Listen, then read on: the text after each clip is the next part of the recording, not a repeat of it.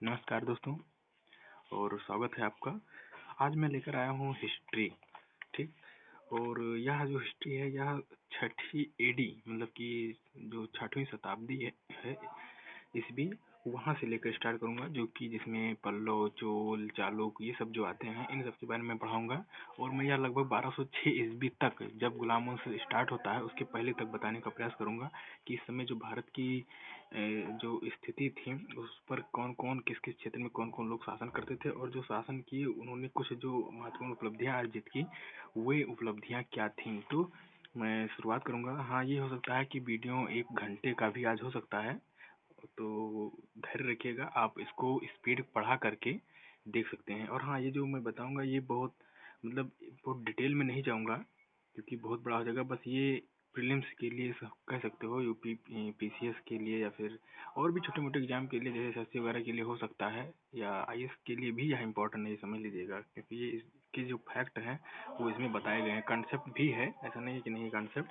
तो मैं स्टार्ट करना चाहूँगा और पल्लव वंश से स्टार्ट करूँगा, फिर उसके बाद और भी देखूंगा कि चोल हुए या फिर और चालुक्य हुए ये सब क्या थे। तो इसी में मैं कुछ आर्किटेक्चर को भी बताऊंगा। तो ठीक है, स्टार्ट करता हूँ। तो पहले मैं स्टार्ट करता हूँ पल्लव वंश। पल्लव वंश, ठीक। ये जो इनकी जो अवस्थिति अगर हम देखें तो इनकी अवस्थिति जो तमिलनाडु है, तमिलनाडु का उत्तरी भाग, जैसे कि ये इंडिया है। मैं जल्दी से बनाने का प्रयास करता हूँ इसलिए हो सकता है। तो यहाँ ये जो तमिलनाडु है ये आंध्र प्रदेश है, तो तमिलनाडु का ये हिस्सा और आंध्र प्रदेश का ये पूरा हिस्सा ये कहलाता था कौन? पल्लव। पल्लव वंश होता था। और ये जो पल्लव थे ये कौन थे? अगर हम बात करें इसके बैकग्राउंड की, तो ये पल्लव जो थे ये सातवाहन, इसके पहले आपने पढ़ा होगा या फिर जानते होंगे अगर पढ़ेंगे तो, ये सातवाहन वंश जो था उसके ये सामंत हुआ करते थे। ठीक। ये जो सातवाहन था, आवाज तो धीरे गई रही होगी, फिर से कहता हूँ। हाँ, ये जो पल्लव थे ये सातवाहन वंश के शासक थे, मतलब सामंत थे, सॉरी। तो कहने मतलब है कि ये आंध्र प्रदेश के जो पूरा क्षेत्र है या कहते तो उसका कुछ दक्षिणी हिस्सा और जो तमिलनाडु आज का है इसका उत्तरी हिस्सा, इस सब में ये रहते थे। एक बेसिक से।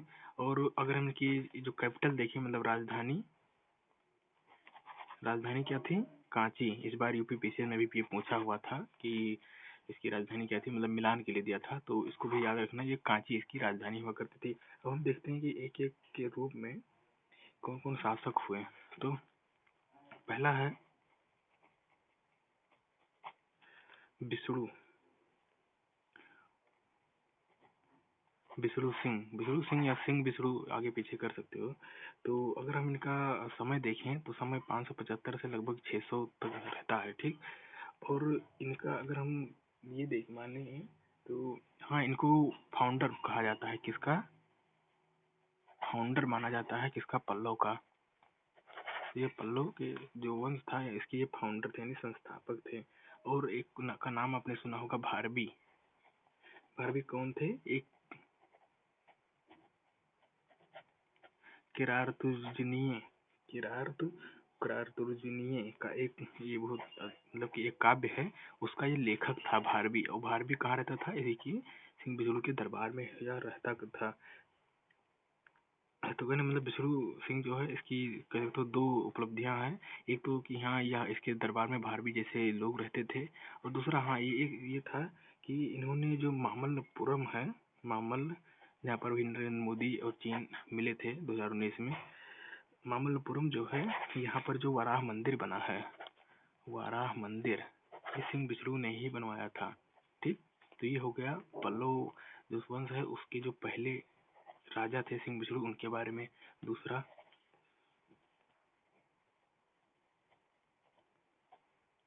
महेंद्र वर्मन थे।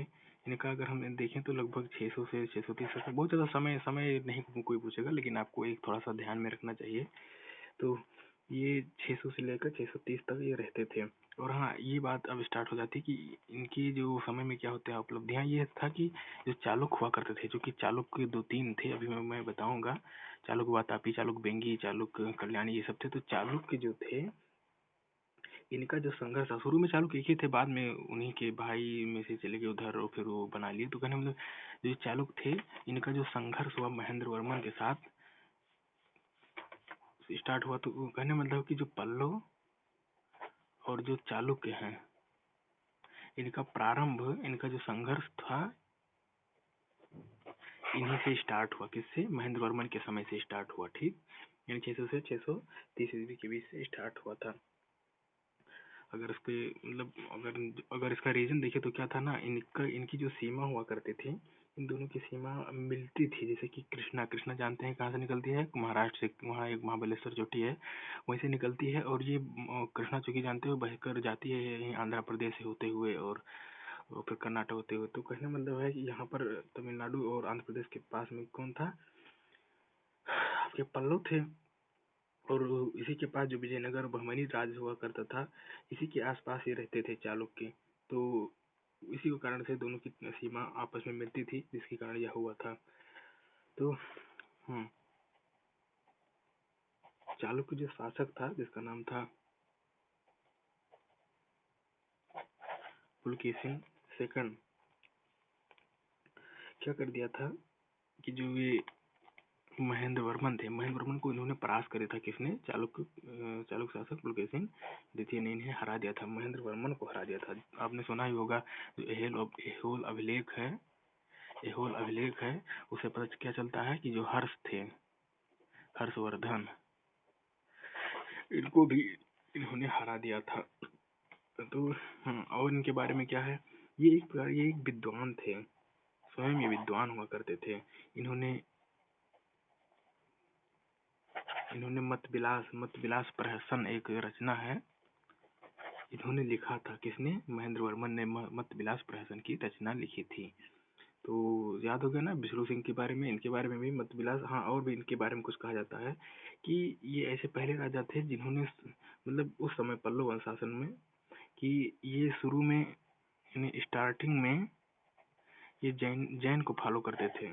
स्टार्ट में जैन को फॉलो करते थे, बाद में ये शैव अनुयायी हो गए, शैविज्म हो गई है। ठीक, तो इनके बारे में यह भी कहा जाता है। और हाँ, अगर आर्किटेक्चर में इनको देखा जाए तो इन्होंने महेंद्र शैली विकसित की थी। अभी हम शैली पढ़ेंगे कि यहाँ आर्किटेक्चर में क्या क्या था। तो ये महेंद्र शैली इन्होंने विकसित की थी। अब आ जाओ तीसरा क्या नाम था? नरसिंह वर्मन थे, ये प्रथम है। 630 से जो कि वो 630 तक, 630 से 668 तक। ठीक, इन्होंने तो यहाँ ये जो कि इस वंश के लगभग सर्वाधिक प्रतापी था, ये सर्वाधिक प्रतापी शासक हुआ करता था, सर्वाधिक प्रतापी शासक हुआ था। और हाँ, इन्होंने पुलकेशिन द्वितीय को भी हरा दिया था। पुलकेशिन द्वितीय जो कि किसको? इसके पिता ही थे महेंद्र वर्मन को इन्होंने, किसने? पुलकेशिन द्वितीय ने महेंद्र वर्मन को हराया था, पुलकेशिन द्वितीय ने इसको। लेकिन जब ये बना, नरसिंह वर्मन बना, तो क्या किया? ये पुलकेशिन द्वितीय को हरा दिया। यानी हराया किसको? पुलकेशिन सेकंड को इन्होंने हरा दिया था सर, नरसिंह वर्मन ने। तो कहने मतलब पुलकेशिन द्वितीय को हरा, और जब हरा लिया तो क्या इन्होंने उपाधि ली थी। इसका नाम था एक पहला मामल्ल और दूसरा वातापी कोंड की उन्होंने उपाधि ली थी। हाँ, इन्होंने ये भी सुना था कि श्रीलंका में किसने, पल्लव वंश का कौन सा था जिसने श्रीलंका में आक्रमण किया था? तो यही था। इन्होंने श्रीलंका में भी विजय प्राप्त की थी। श्रीलंका भारत के नीचे है। ठीक, तो श्रीलंका में भी इन्होंने विजय प्राप्त की थी। और हाँ, चूंकि जैसे इसका समय क्या है, 630 से 668। एक चीज आपको याद आ रही हो क्या? इसी समय हुएनसांग आया था, हुएनसांग भी आया था, जो कि कहाँ का था? चीनी यात्री था, हर्ष के समय में आया था। फायान किसके समय में आया था? याद करिए। तो हुएनसांग आया था इसके समय में, जो कि कांची में गया था, इसकी राजधानी हुआ करती थी। तो इसके समय में मामल्ल शैली, जैसे कि मैंने बताया ही, मामल्ल शैली भी विकसित हुई, मामल्ल शैली विकसित हो गई। हाँ, बस इतना ही इसके विषय में है, और ज्यादा इसमें नहीं है। एक है छोटा सा, लेकिन उसे अगर याद हो तो कर लेंगे। दांडी एक व्यक्ति था जो कि कह सकते हैं कि बहुत बड़ा काव्य का माना जाना विद्वान माना जाता है इसे। तो दांडी जो था, ये इसी के दरबार में रहता था, इसी के दरबार में रहता था। ठीक, तो ये इतना चीजें हो गया। अभी मैं क्वेश्चन पूछूंगा, सही से पढ़ना। तो ये हो गया। और चौथा क्या है, नरसिंह वर्मन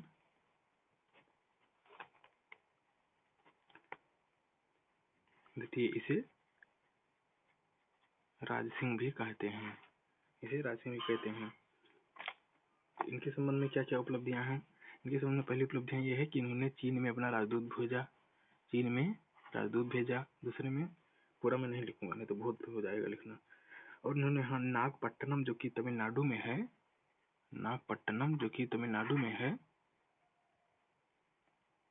वहां पर इन्होंने बिहार की स्थापना की थी। बिहार जानते हैं क्या, बिहार क्षेत्र में क्या अंतर है, पता है क्या है? जल्दी याद करो मन में। तो ये बिहार जो था, बिहार मतलब था कि जो बौद्ध भिक्षु थे उनके रहने का स्थान था, तो इन्होंने बनवाया था। अर्थात सब यह पता चलता है कि ये बुद्धिज्म को भी फॉलो करते थे। नरसिम्हन द्वितीय, तो कहने मतलब ये हुआ पल्लव कला। और इन्होंने भी अपनी कुछ अलग से ही राजसिंह शैली विकसित की। ठीक, राजसिंह शैली इन्होंने भी विकसित की। और भी इसमें छोटे छोटे राजा थे, जैसे कि एक नंदी वर्मन हुआ करते थे। नंदी वर्मन द्वितीय, नंदी वर्मन तृतीय होगा ना, क्योंकि तृतीय नाम है, क्योंकि इसके पहले भी कई हुए थे लेकिन वो उतना महत्वपूर्ण नहीं थे, इसलिए मैंने और सभी लोगों को नहीं बताया। तो नंदी वर्मन तृतीय, इनके विषय में यह चीज एक महत्वपूर्ण है कि जो पेरुमल एक मंदिर है, पेरुमल मंदिर है कांची में, बहुत अच्छा फेमस है। तो उसे बैकुंठ पेरुमल मंदिर भी कहते हैं, बैकुंठ पेरुमल मंदिर। तो उसकी स्थापना इन्होंने ही की थी, किसने? नंदीवर्मन तृतीय ने।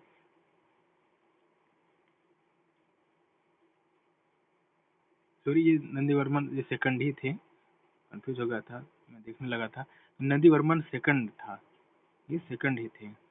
हाँ, अब नंदीवर्मन तृतीय भी थे, नंदीवर्मन थर्ड, नंदीवर्मन थर्ड। इसके विषय में बहुत बहुत महत्वपूर्ण एक चीज है कि एक जो महाभारत था, इसका जो तमिल में अनुवाद किया था, किसने? उनका नाम था पेरुन पेरुन देवनार इनका नाम था। ये बहुत इम्पोर्टेंट है, ये तो मोस्ट इम्पोर्टेंट है। ये पूछता है, यूपीएससी में भी एक बार आया था कि इसका जो अनुवाद किया था तमिल में किसने किया? तो पेरुन देवनार जो थे, देवनार, इस महाभारत को इन्होंने तमिल में कन्वर्ट किया था। तो ये जो पेरुन देवनार थे, ये इसी के दरबार में रहते थे, किसके? नंदीवर्मन तृतीय के दरबार में रहते थे। फिर उसके बाद एक आते हैं राजा अपराजित। अपराजित अपराजित ये अंतिम शासक थे, लास्ट एम्परर थे। और इनके विषय में कहा जाता है कि जो चोल राजा है आदित्य, आदित्य जो फर्स्ट थे, इन्होंने ही इसको पराजित कर दिया और फिर क्या किया था, इसको अपने राज्य में ही मिला लिया था। तो और इन्होंने भी एक अपनी जो आर्किटेक्चर में एक शैली विकसित की, जिसे अपराजित शैली भी कहते हैं। अपराजित, अभी इसको शार्ट में मैं बता दूंगा कौन कौन किसने क्या क्या किया था। तो हाँ, ये हो गया इतना, ये तो पॉलिटिकल हिस्ट्री हो गया पल्लो की। अब हम पढ़ते हैं पल्लो की जो संस्कृति क्या थी। पल्लो की पल्लो संस्कृति क्या थी? तो हाँ, अभी धीरे इसकी जो स्टेट लैंग्वेज थी, जो होता है ना राज्य भाषा अपनी अपनी, वो कल संस्कृत थी, संस्कृत हुआ करती थी। ठीक, और तमिल का जो विकास हुआ था, तमिल का जो विकास हुआ वह वहाँ पर शैव में जो नैनार थे, नैनार और विष्णु विष्णु में अलवार अलवार हुआ करते थे। तो इन दोनों ने भी यहाँ पर काफी ज्यादा योगदान दिया था। ठीक, तो ज्यादा मैं इसके बारे में नहीं बताऊंगा, बस आ जाओ तुम कला पर, आर्किटेक्चर जो मैं बताने का प्रयास करने चाह रहा था, कला। तो कला में क्या था, आर्किटेक्चर मतलब कौन कौन ने किस चीज का विकास किया, अपने जो भवन निर्माण थे उसमें क्या क्या प्रयोग किया, ये सब चीज होता है आर्किटेक्चर में। तो यहाँ पर ये बात आती है सबसे पहले कि यहाँ पर काष्ठ कला, यानी काष्ठ मतलब लकड़ी, लकड़ी यानी काष्ठ, काष्ठ कला जो थी। और कह सकते हैं कि जो कंदरा कला मतलब होता है कि बनाकर ऐसे, जैसे होता है ना कि हम सब खिलौने का घर बनाते हैं, उसी तरह से लकड़ी का ऐसे घर ऐसे इस तरह से वो ईंट का भी ऐसे इसी तरह से सब मतलब घर बनाया जाता था। तो कहने का मतलब ये कहा गया कि यहाँ पर अब ये व्यवस्था समाप्त हो गई। और यह दक्षिण शैली दक्षिण कला दक्षिण कला कैली दक्षिण कला शैली का ये आधार बन चुकी। ठीक। और इसकी विशेषता अगर हम क्या देखें तो यह है मेन फीचर्स क्या थे। मेन फीचर ये है कि यहाँ पर मंडप मुख्य थे। मंडप तो मुख्य विशेषता होती है। अब मंडप क्या होता है, मंडप में वे लोग होते हैं जहाँ पर लोग रह करके पूजा स्थल करते हैं। मंदिर, ये मंडप मंदिर की विशेषता है जहाँ पर लोग रह इकट्ठा होकर और पूजा अर्चना करते हैं। ठीक, ये होता है मंडप।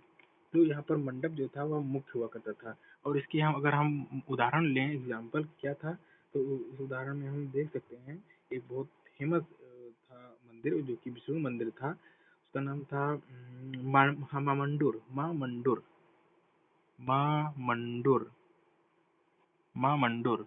ठीक, आप सही से लिख देता हूँ। मामंडुर मामंडुर था या विष्णु मंदिर था। और यहाँ का मंडप देखोगे तो बहुत अजीब टाइप का है। ठीक, तो यह भी था। और चूंकि कांची में ही है, इसे भी ध्यान रखना। कांची महाबलीपुरम में है जो कि तंजौर के पास और इसी के पास स्थित है। अच्छा, एक ही करके देखते हैं। महेंद्र शैली जो कि भी राजा जितने भी थे वही मैं बताने का प्रयास कर रहा हूँ। तो महेंद्र शैली जो थे, इन्होंने वही मंडप पर ज्यादा ध्यान दिया। और हाँ, जो ये मामंडुर मंदिर था ये महेंद्र ने ही बनवाया था। मामंडुर जो था महेंद्र शैली के ही अंतर्गत था, उन्होंने ये बनवाया था।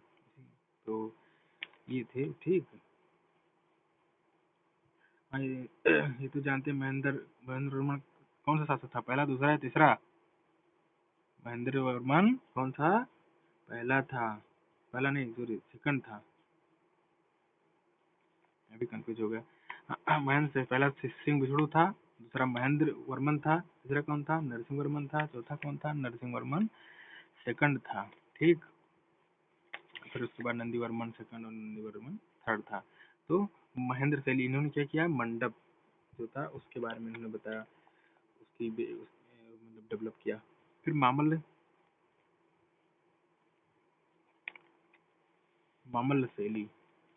शैली जो था, इसमें इन्होंने क्या क्या किया था। इन्होंने महाबलीपुरम में महाबलीपुरम में कुछ मंदिर बनवाए थे, लेकिन उसका नाम फेमस नहीं है, इसलिए ज़्यादा ध्यान देने की जरूरत नहीं है। विशेषता क्या थी कि ये एकाश्म पत्थर के थे। एकाश पत्थर मतलब समझ रहे हैं ना? एक तो होता है काट काट कर, मतलब छोटा छोटा टुकड़ा ले जाकर, जैसे ईटा नहीं होता है, ईंट है, तो ईंट को ले जाकर तब एक एक घर बनाया था। लेकिन होता है कि पूरा चट्टान ही था खूब बड़ा सा, उसी से छांट काट कर बना दिया गया है। ठीक, जैसे एक होता है कि ये एक बड़ा सा है, इसी में इसी को काट छांट कर जब हम बना दें और इसी को मंदिर बन जाता है। लेकिन एक होता है कि छोटा छोटा टुकड़ा टुकड़ा लगाकर तब हम बनाते हैं। तो ये एकाश पत्थर हुआ करता था जो कि मंदिर से बना हुआ है। और रथ मंदिर रथ मंदिर इसी से ही बना हुआ है। ठीक, इसके अगर उदाहरण हम देखें तो वाराह मंडप और महिष मर्दनी मंडप एक है। महिष मंदिनी, आवाज तो सुनाई दे रहा है तो ज्यादा दिक्कत नहीं है कि हाँ लिखा नहीं है इसे। महिष मंदिनी मंडप। ठीक, एक सप्तरथ मंदिर है जो कि रथ मंदिर है, या ये बहुत फेमस है। इसके बारे में जान लीजिए कि क्या क्या था। ये इन्हीं का ये ये सब जो मंदिर है सब इन्हीं ने बनवाया था। मतलब ये भी कोई एक व्यक्ति ने नहीं बनवाया था, कई लोगों ने मिलकर बनवाया था धीरे धीरे आकर। तो लेकिन इसमें ज्यादा योगदान इनका था, मामल्ल का।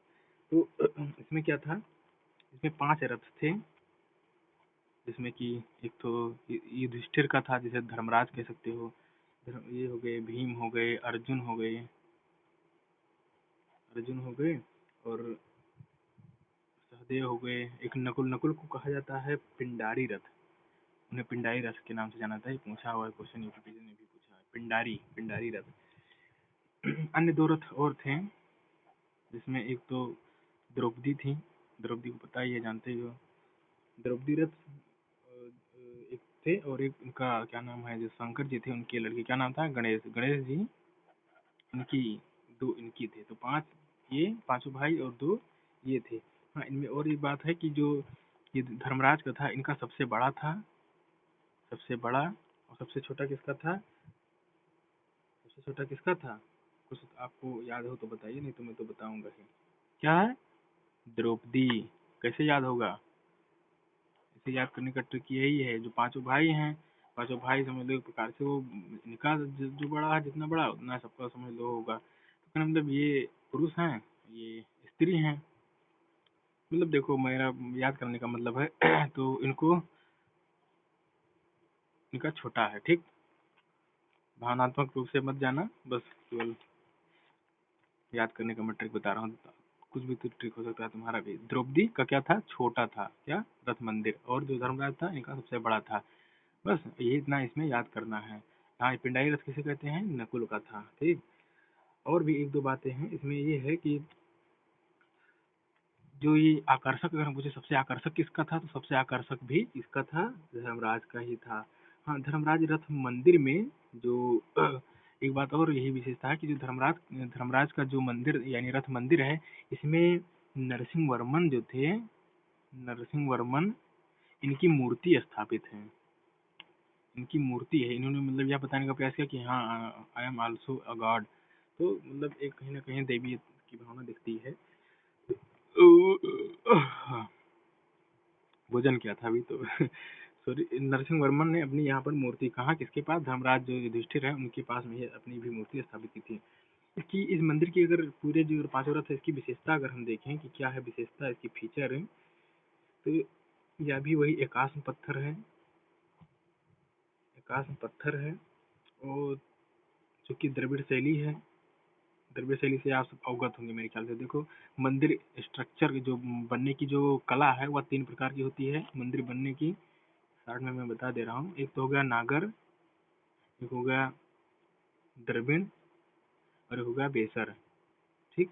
नागर को उत्तरी में जैसे जैसे भौगोलिक आधार पर बांटा गया है, तो वैसे और भी कई इसमें डिस्प्यूट है, लेकिन एक यही है, सबसे ज़्यादा मान्यता यही है।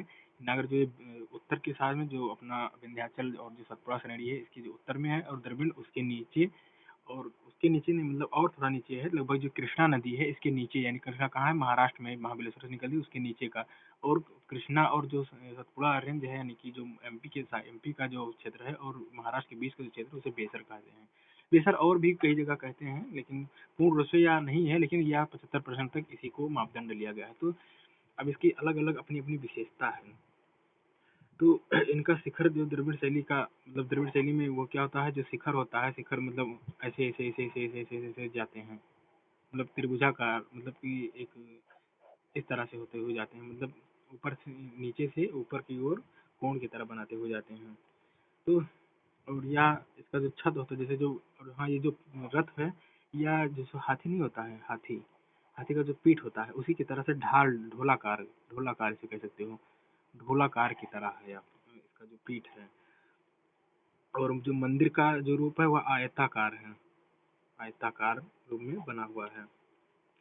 और यहीं पर आगे चलकर गोपुरम, गोपुरम के भी बनता है। गोपुरम मतलब होता है कि जो गेट होता था मंदिर का, वहाँ पर बड़ा सा ऐसे ऐसे बना होता है गेट, फिर उसके बाद में बाउंड्री होती थी, तो ये सब हुआ करता था।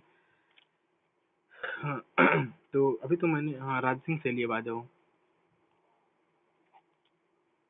राज सिंह शैली, राज सिंह शैली में क्या था, राज सिंह किसको कहते हैं, याद है, नंदी वर्मन सेकंड, नंदी वर्मन सेकंड। इनकी विशेषता ये थी कि इन्होंने ईंट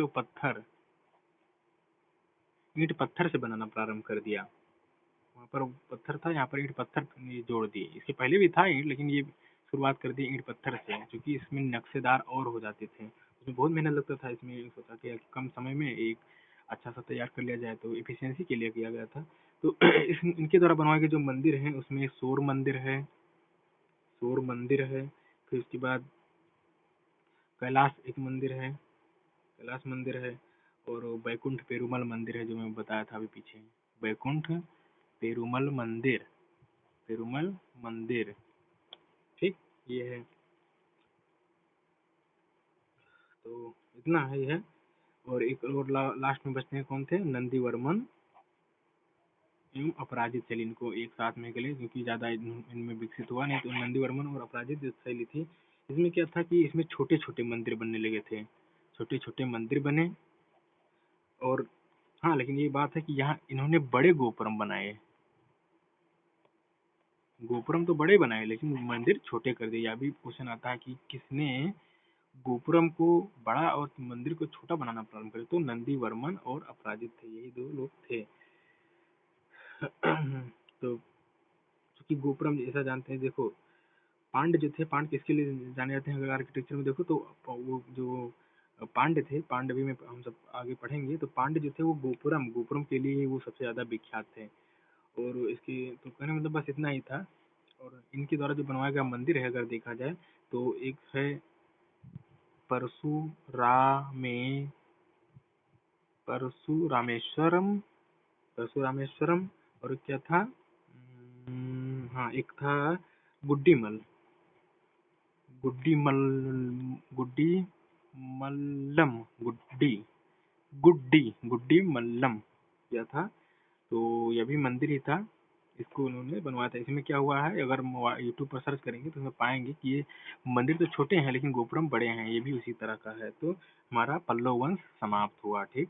वैसे टाइम इसमें भी 26 मिनट लग गया, तो मैं बंद करता हूँ, नहीं तो बहुत ज़्यादा हो जाएगा। और इसके बाद मैं चालुक्य पढ़ाऊँगा, और आज मैं शायद कर भी सकता हूँ, नहीं तो अगर देखता हूँ जैसा होगा। चा चालुक्य हो जाएगा, और राष्ट्रकूट है, और फिर चोल है, और भी छोटे छोटे थे जैसे कि अगर पूर्व मध्यकाल में उत्तर भारत की तरफ चले जाएंगे तो वहाँ पर परमार वंश, गुर्जर प्रतिहार वंश हो गया, अनिलवाड़ हो गया, फिर कश्मीर के वंश हो गया, बंगाल का सेन, बहुत सारा है। मुझे नहीं लगता है कि 1 घंटे में हो पाता, इसलिए इसलिए अब मैं इस पर स्टॉप करता हूँ, ठीक। तो ठीक है, thank you for watching this video. अगर अच्छा लगे होगा तो लाइक करिएगा, ठीक है, ओके।